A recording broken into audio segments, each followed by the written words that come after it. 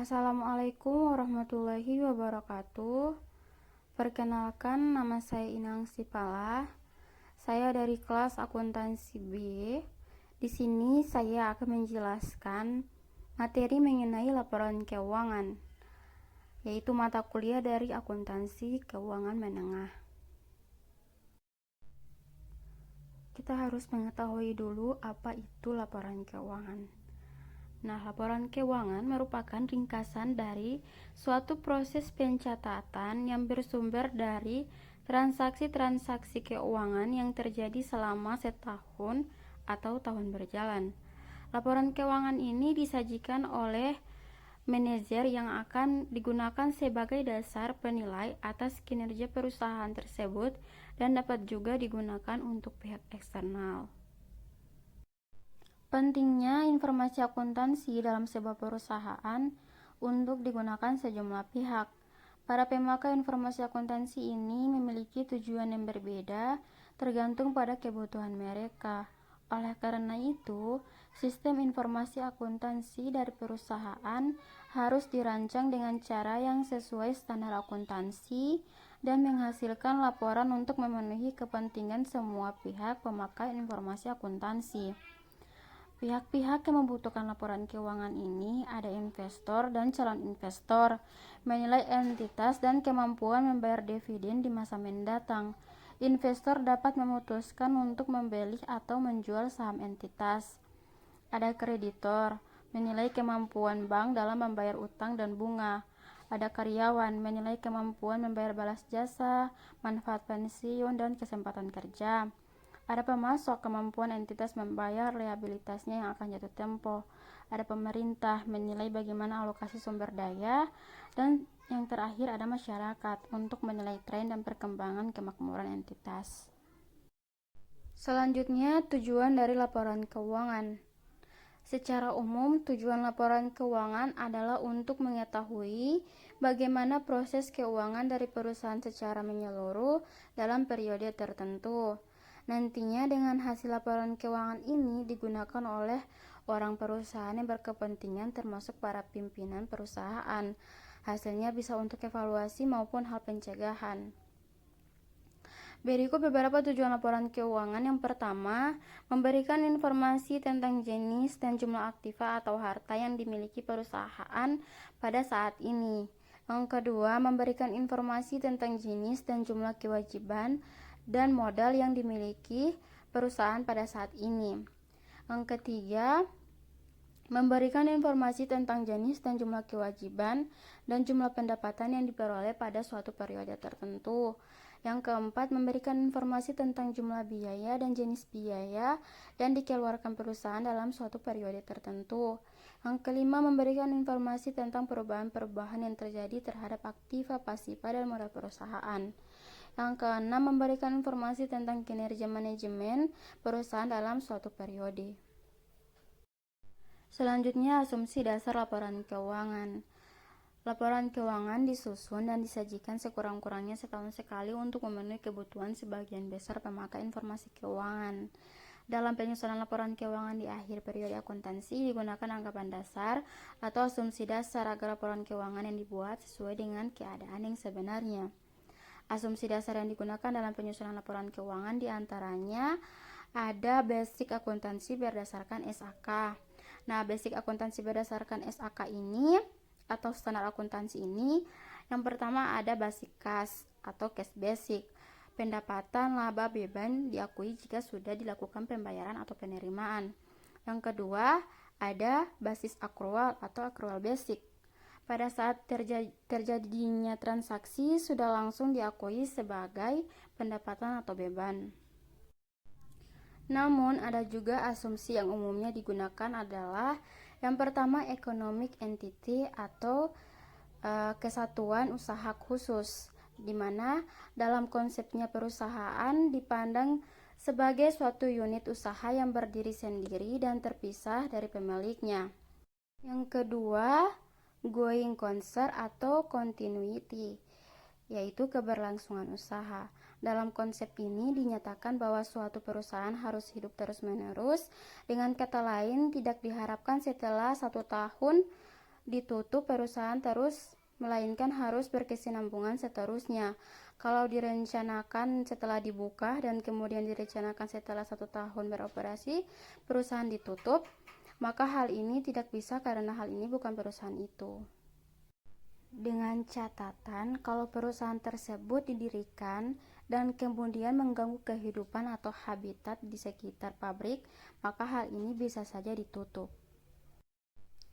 Yang ketiga, monetary unit atau unit moneter. Kegiatan transaksi ekonomi yang dilakukan perusahaan harus dapat diukur dalam satuan moneter atau dalam nilai rupiah kalau di Indonesia. Contoh, penjualan 150 juta rupiah, nah itu bisa diukur. Aktiva tetap 580 juta rupiah bisa diukur juga. Kalau kecantikan atau sama dengan goodwill itu tidak bisa diukur dengan rupiah. Yang keempat, time period atau periode waktu. Setiap transaksi ekonomi yang dilakukan perusahaan selama umurnya harus dapat dikelompokkan pada periode-periode tertentu. Contoh, ada laporan keuangan tahunan, ada laporan keuangan semesteran, ada laporan keuangan bulanan, dan lain-lain. Laporan keuangan yang dibuat bukanlah hanya dibuat begitu saja. Adapun karakteristik dasar yang harus dipenuhi dalam sebuah laporan keuangan adalah ada kualitatif primer. Nah, kualitatif primer ini harus relevan, di mana mempunyai nilai prediksi apakah potensi laba semakin tinggi atau rendah untuk masa depan, maka hal ini akan bisa memprediksi laba pada masa depan. Jika laba yang diperoleh sekarang tidak bisa memprediksi laba masa depan, maka hal ini tidak relevan. Juga mempunyai nilai umpan balik atau feedback value. Laporan keuangan yang disajikan sekarang harus mempunyai umpan balik, yaitu ada hasil yang akan diperoleh dari laporan tersebut. Harus tepat waktu, akan lebih relevan jika dalam tahun yang sama dibandingkan dengan tahun yang lalu. Selanjutnya, keandalan atau dapat dipercaya. Dapat diverifikasi, contoh mesin 100 juta, harus dapat dibuktikan nilai mesin tersebut 100 juta. Jika ternyata nilainya 80 juta, maka hal ini tidak relevan dan tidak dapat dipercaya. Dapat menggambarkan keadaan yang sebenarnya. Mungkin laporan keuangan handal jika dapat menggambarkan keadaan ekonomi perusahaan tersebut. Yang ketiga, harus netral. Laporan keuangan dibuat untuk semua pihak, bukan pada pihak-pihak tertentu. Sedangkan untuk kualitatif sekunder, yang pertama, dapat diperbandingkan. Laporan keuangan perusahaan harus dapat diperbandingkan dengan perusahaan lainnya yang sejenis. Contoh, laporan keuangan Bank A dengan Bank B. Yang kedua, konsisten atau taat asas, berhubungan dengan penggunaan metode atau nama perkiraan yang sama dari waktu ke waktu. Contoh, tahun 2016 menggunakan metode garis lurus, maka seterusnya menggunakan metode garis lurus. Atau kalau gedung, maka seterusnya gedung tidak boleh jadi bangunan. Prinsip-prinsip penyusunan laporan keuangan. Prinsip-prinsip penyusunan laporan keuangan terdiri dari yang pertama, prinsip biaya historis atau historical cost principle. Prinsip ini digunakan dalam hal penentuan harga perolehan yang disepakati oleh lebih dari satu orang baik pada aktiva, hutang, modal, dan biaya. Contoh, jika obligasi diterima sebesar 80 juta rupiah, maka akan dicatatkan sebesar harga perolehan, tidak bisa berbeda dari harga perolehan yang telah ditetapkan oleh kedua belah pihak. Yang kedua, prinsip pengakuan pendapatan atau revenue recognition principle. Dalam prinsip ini yang mau ditekankan adalah mengenai bagaimana perlakuan waktu serta besarnya nilai yang akan dilaporkan dan dicatatkan. Perlakuan prinsip ini akan mengarahkan kita terhadap pengakuan pendapatan. Apakah berdasarkan cash basic atau accrual basic seperti yang telah dijelaskan sebelumnya. Contoh, konstruksi bangunan. Pengakuan pendapatan adalah pada saat bangunan telah selesai atau bertahap pembangunan atau accrual basic. Yang ketiga, prinsip memperbandingkan atau matching principle akan membandingkan pendapatan dengan biaya, contoh pendapatan atau cash basic dengan biaya atau cash basic. Yang keempat, prinsip pengungkapan lengkap atau full disclosure principle. Menyajikan informasi yang lengkap ke dalam laporan keuangan, dengan kata lain, kebijakan, metode, teknik, perubahan-perubahan yang terjadi harus diungkapkan dengan catatan yang belum diungkapkan di laporan keuangan. Selanjutnya, manfaat laporan keuangan. Yang pertama, untuk dapat mengetahui bagaimana kemajuan atau kinerja perusahaan tersebut yang dikelola oleh seorang atau beberapa orang manajemen. Yang kedua, ingin melihat cash flow yang terjadi pada perusahaan tersebut. Yang ketiga, ingin melihat potensi laba masa mendatang yang akan diperoleh perusahaan tersebut. Komponen laporan keuangan.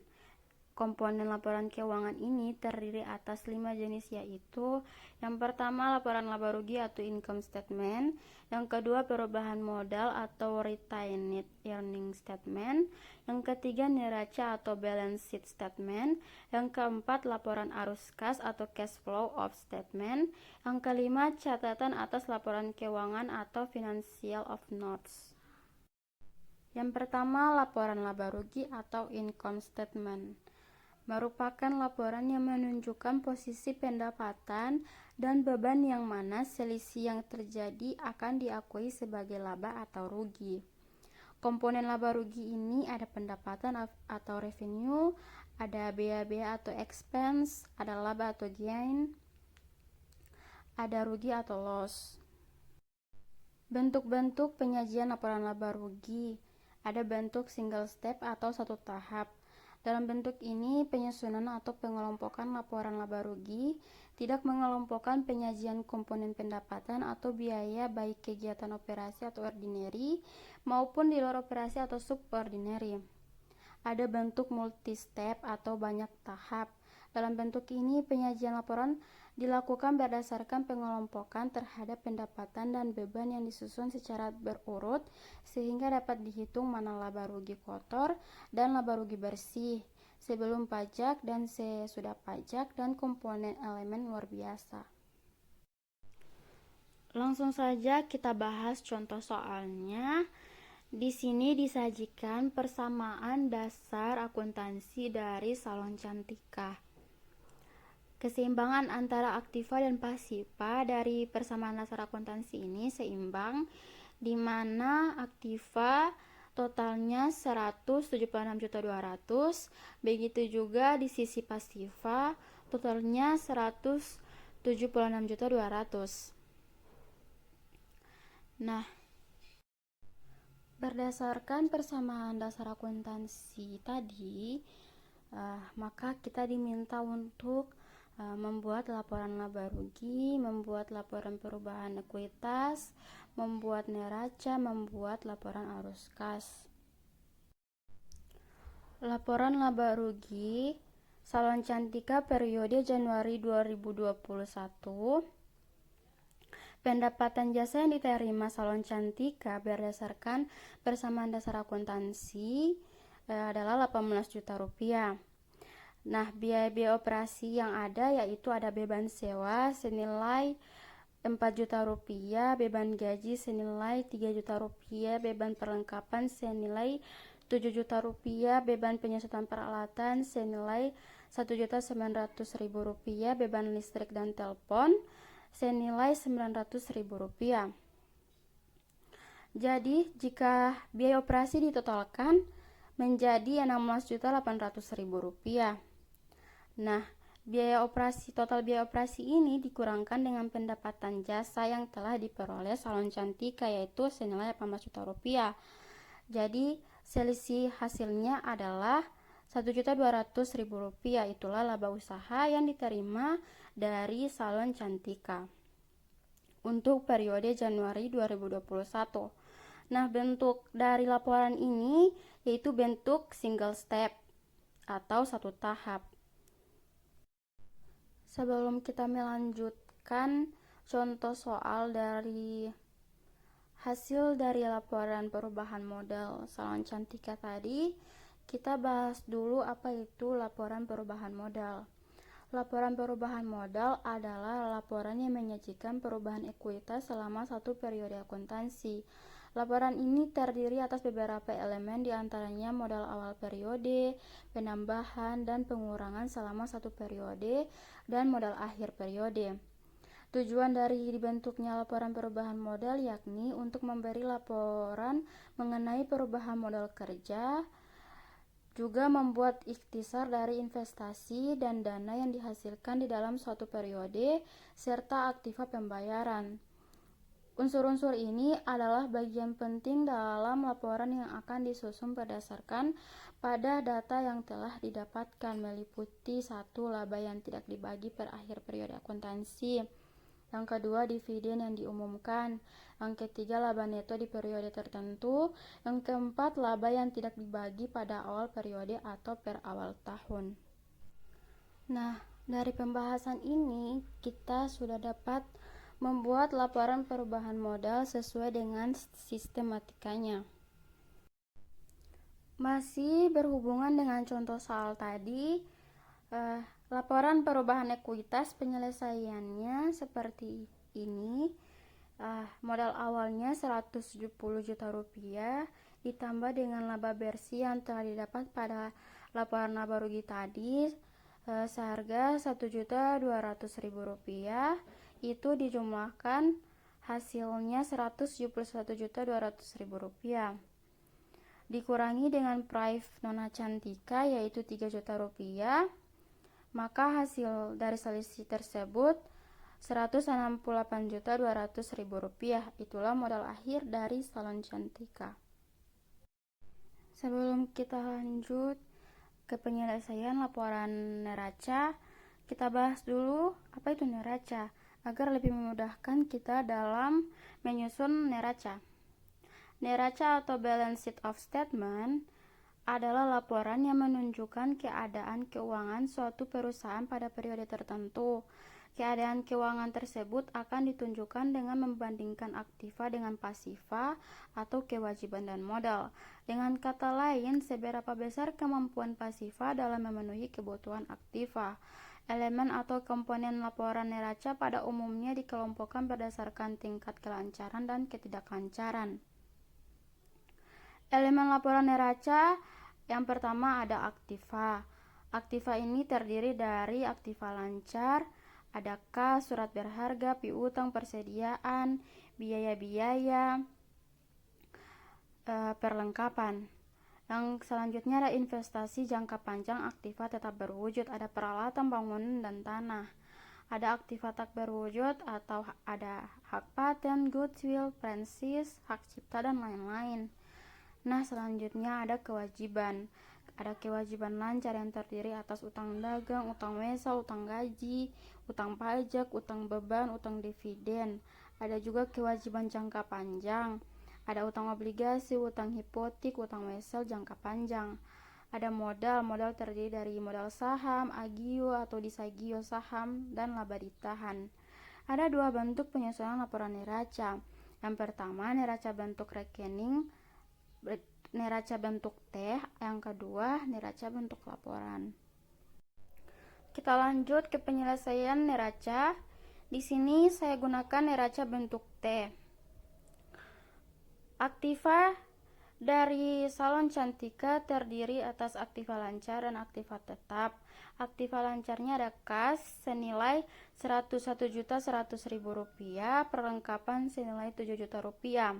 Jadi total aktiva lancar yaitu 108.100.000 rupiah. Aktiva tetap terdiri dari peralatan yaitu 70 juta rupiah. Akumulasi penyusunan peralatan 1.900.000 rupiah. Hasil selisih dari aktiva tetap adalah 68.100.000 rupiah. Itu ditambah dengan total aktiva lancar yang tadi senilai 108.100.000 rupiah, maka hasil dari aktiva keseluruhannya adalah Rp176.200.000. Nah, di sisi pasifa ada kewajiban. Kewajiban lancar di sini ada utang usaha dan utang gaji. Utang gajinya tidak ada, Rp0, hanya ada utang usahanya sebesar Rp8 juta.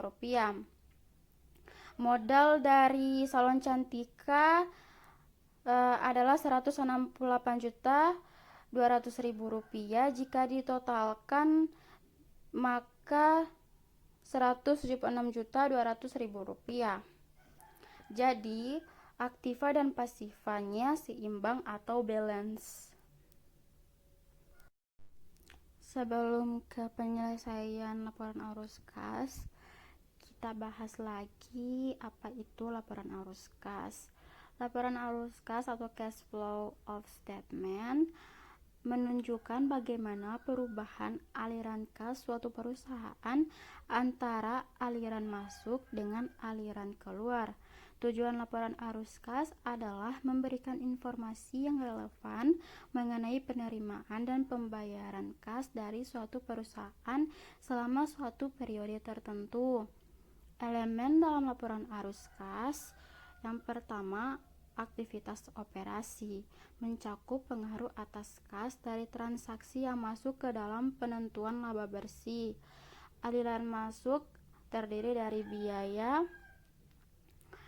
penyusutan, amortisasi aktiva tidak berwujud, penurunan piutang, persediaan, biaya yang masih harus dibayar, kenaikan hutang dagang dan hutang yang masih harus dibayar, kenaikan hutang pajak dan pendapatan, amortisasi diskonto atas obligasi, kerugian penjualan investasi atas saham biasa, kerugian penjualan aktiva tetap, dan kerugian selisih nilai kurs. Sedangkan yang termasuk dalam aliran keluar ada amortisasi premium dan obligasi. Yang kedua, penurunan hutang pajak dan pendapatan. Yang ketiga, laba penjualan investasi atas saham. Yang keempat, laba penjualan aktiva tetap. Yang kelima, kenaikan persediaan piutang dan beban dibayar di muka. Yang keenam, penurunan hutang dagang dan hutang yang masih harus dibayar. Yang kedua, aktivitas investasi mencakup pengadaan dan penerimaan utang serta perolehan dan disposisi investasi, baik hutang dan ekuitas serta kekayaan pabrik dan peralatan. Di sini juga ada aliran masuknya. Yang pertama, penjualan aktiva tetap, yang kedua, penjualan investasi jangka panjang. Dan sedangkan untuk aliran keluar ada pembelian aktiva tetap dan pembelian investasi jangka panjang. Yang ketiga, aktivitas pendanaan melibatkan pos-pos kewajiban dan ekuitas pemilik dan mencakup perolehan modal dari pemilik dan kompensasinya kepada pemilik dengan pengembalian atas dan dari investasi mereka serta pinjaman uang dari kreditor dan pembayaran kembali hutang yang dipinjam. Aliran masuk dari aktivitas pendanaan terdiri dari penerbitan hutang obligasi, yang kedua penerbitan saham biasa. Sedangkan aliran keluarnya ada penebusan atau pembelian kembali hutang obligasi, yang kedua penebusan atau pembelian kembali saham, yang ketiga pembayaran dividen. Metode-metode dalam penyusunan laporan arus kas ada metode langsung, aliran biaya dan pendapatan. Ada juga metode tidak langsung melakukan penyesuaian. Langsung saja kita ke penyelesaian untuk laporan arus kas. 1. Arus kas dari aktivitas operasi. Tanggal 17/1 ada beban sewa senilai Rp4.000.000. Tanggal 18/1 ada pendapatan jasa senilai Rp18.000.000. Tanggal 21/1 ada pembayaran hutang senilai Rp6.000.000. Tanggal 28/1 beban gaji senilai Rp3.000.000. Tanggal 31/1 beban listrik dan telepon senilai Rp900.000. Nah, pendapatan jasa dikurangi dengan beban sewa, dikurangi dengan pembayaran hutang, dikurangi dengan beban gaji, dikurangi dengan beban listrik dan telepon. Hasilnya adalah Rp4.100.000. Itu merupakan arus kas dari aktivitas operasi. Yang kedua, arus kas dari aktivitas investasi. Di sini ada tanggal 17/1 yaitu pembelian peralatan. seharga 70 juta rupiah. Yang ketiga, arus kas dari aktivitas pendanaan.